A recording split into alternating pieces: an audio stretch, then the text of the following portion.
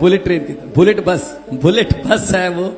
तो बुलेट की तरह 600 किलोमीटर की स्पीड पे तो आमतौर पे एरोप्लेन चलते हैं। 1 घंटे में 600 किलोमीटर जाती है। यानी अमृतसर कितना किलोमीटर है दिल्ली से? तो समझ लीजिए 35 से 40 मिनट में दिल्ली से अमृतसर हो जाएगा। तो ये एक फास्ट स्पीड हाइपर लूप जैसी है। आपको मालूम होगा कि भारत और पाकिस्तान का जब निर्माण हुआ तो 3 नदियां भारत को मिली, 3 पाकिस्तान को मिली। 3 नदियां भारत को मिली, उसके ऊपर भारत का अधिकार था और हमारे अधिकार का पानी पाकिस्तान जा रहा है। तो मैंने कहा यह पानी पंजाब और हरियाणा को क्यों ना दे, राजस्थान को क्यों ना दे? पंजाब हरियाणा काय के लिए लड़ रहे हैं? तो पानी अपना जा रहा पाकिस्तान में। पंजाब के किसानों को ड्रोन दीजिए। अभी ड्रोन लिथियम आयन बैटरी पर है और ड्रोन जब इथेनॉल पे बनेंगे तो किसानों के तैयार किए हुए ईंधन पर लगेंगे।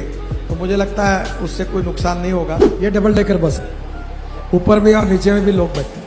और ये जो हाईवे है ये कश्मीर से कन्याकुमारी तक हम भाषण में बोलते थे और ये पहली बार ये कश्मीर से कन्याकुमारी हाईवे अमृतसर से जा रहा है, ये कन्याकुमारी तक जा रहा है। और आपने सुना होगा कि इस देश में पेट्रोल डीजल को समाप्त करने की कोशिश कर रहा हूं।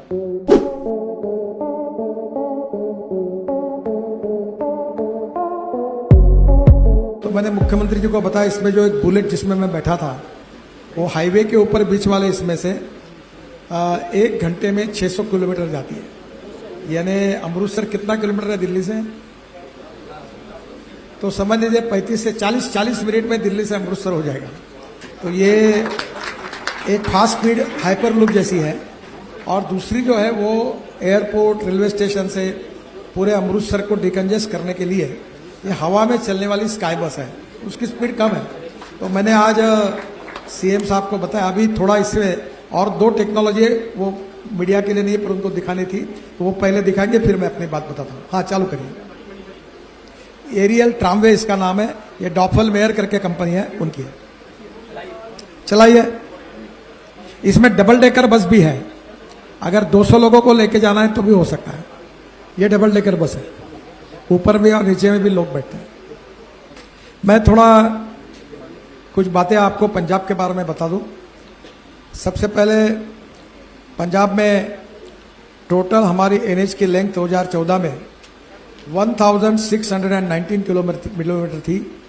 अब इसको हमने 2.5 गुना, मैं मंत्री बना और हमारी सरकार आने के बाद हमने 2.5 गुना इसको बढ़ाया। जो एनएच की लेंथ 1699 किलोमीटर थी वो 2023 में 4239 किलोमीटर हुई है। अब आपको मुंबई, पुणे, सोलापुर, कोल्हापुर जाने की जरूरत नहीं। इससे दिल्ली से चेन्नई का अंतर 320 किलोमीटर कम होगा, लॉजिस्टिक कॉस्ट कम होगी। और ये जो हाईवे है ये कश्मीर से कन्याकुमारी तक हम भाषण में बोलते थे और ये पहली बार ये कश्मीर से कन्याकुमारी हाईवे अमृतसर से जा रहा है, ये कन्याकुमारी तक जा रहा है। तो आप समझिए ये केवल दिल्ली तक नहीं है, ये कन्याकुमारी तक है और एक्सिस कंट्रोल हाईवे है।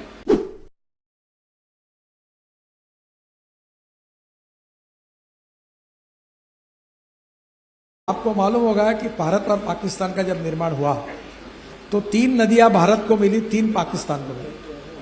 तो पाकिस्तान को मिली वो नदी पर उनके पानी पर उनका अधिकार था और जो 3 नदियां भारत को मिली उसके ऊपर भारत का अधिकार था और हमारे अधिकार का पानी पाकिस्तान जा रहा है। तो मैंने कहा यह पानी पंजाब और हरियाणा को क्यों ना दे, राजस्थान को क्यों ना दे? पंजाब हरियाणा काय के लिए लड़ रहे हैं? तो पानी अपना जा रहा पाकिस्तान में। तो मैंने उसके ऊपर योजनाएं तैयार की थी। पंजाब राज्य में रावी नदी पर शाहपुर कंडी बांध को एक बहुउद्देशीय परियोजना करके 6 दिसंबर 2018 को मैंने उसको मंत्रिमंडल में मंजूरी के लिए अनुमोदित किया था। ये पंजाब में ऊपरी बारी दोआब नहर तथा जम्मू और कश्मीर नहर और रावी नहर को विनियमित जल की आपूर्ति में सुनिश्चित करेगी। 2 से 6 मेगावाट विद्युत सृजन के अलावा पंजाब में 5000 हेक्टेयर और जम्मू कश्मीर में 32,173 हेक्टेयर की सिंचाई क्षमता करेगी। 2715.70 करोड़ की ये परियोजना है। पंजाब सरकार 485 करोड़ की केंद्रीय सहायता कार्यान्वित किया जाएगा। तो मुख्यमंत्री जी को मेरा अनुरोध है कि ये योजना उनके नेतृत्व में जरूर करें।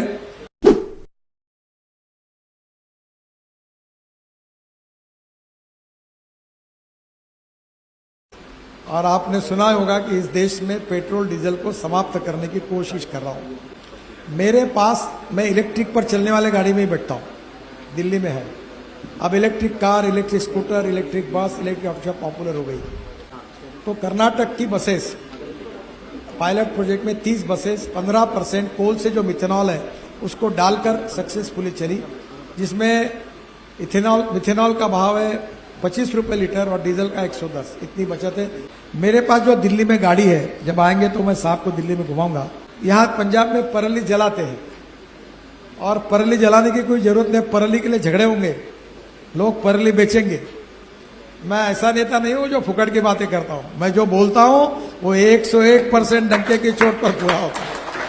तो मैं आपको बता रहा हूं, जैसे फ्लैश के लिए मैंने काम शुरू किया, आज फ्लैश के लिए झगड़ा हो रहा है, हमको दो, अब परली के लिए होगा।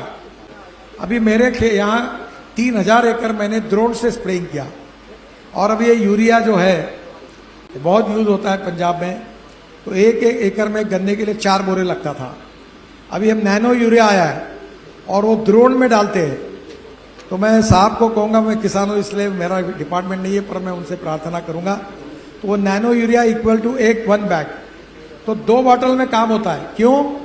क्योंकि बॉटल जो डालते हैं वो यूरिया 75% प्लांट को जाता है, 25% वेस्ट होता है, और जो यूरिया फेंकते हैं वो 75% वेस्ट होता है और 25% प्लांट को जाता है। और ज्यादा यूरिया और पेस्टिसाइड वापरने से हमारे यहाँ कैंसर होता है। पंजाब के किसानों को ड्रोन दीजिए। अभी ड्रोन लिथियम आयन बैटरी पर है, और ड्रोन जब इथेनॉल पे बनेंगे तो किसानों के तैयार किए हुए ईंधन पर लगेंगे, तो मुझे लगता है उससे कोई नुकसान नहीं होगा। पहले हमारे पास सिर्फ NH1 होता था सर, जो दिल्ली से अंबाला होते हुए लुधियाना, जलंधर, अमृतसर तक आता था, तो सारी इंडस्ट्री उसी के आसपास ही होती थी।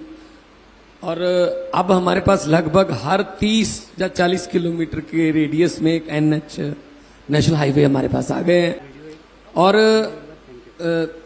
इंडस्ट्री भी अब हमारे पास इसीलिए ज्यादा इंडस्ट्री आ रही है क्योंकि सर नेशनल कैपिटल से सिर्फ 2-2.5 घंटे की दूरी पर हैं हम, बाई रोड, बाई एयर। तो यहाँ से आप अगर वो दे दोगे हमें 600 किलोमीटर वाली जो कैप्सूल आपने दिखाया है, अगर वो मिल जाएगा हमें, तो हम बाई एयर, और उसको क्या बोलेंगे मुझे नहीं पता, कि हमारा रास्ता 35 मिनट का ही है। यहां से भी 35-40 मिनट दिल्ली है, और मोहाली से भी 35-40 मिनट ही दिल्ली है।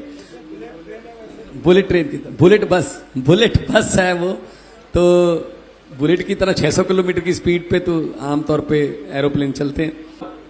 जहां पे अभी जाएंगे आप रिट्रीट सेरेमनी देखने के लिए बाघा बॉर्डर पे, सर सैटरडे संडे को 30,000 फुटफॉल है सर, पूरा स्टेडियम बना हुआ है क्रिकेट मैच, और मोहाली वाले क्रिकेट स्टेडियम की हमारी 25,000 की कैपेसिटी है, तो सैटरडे संडे फुल होता है।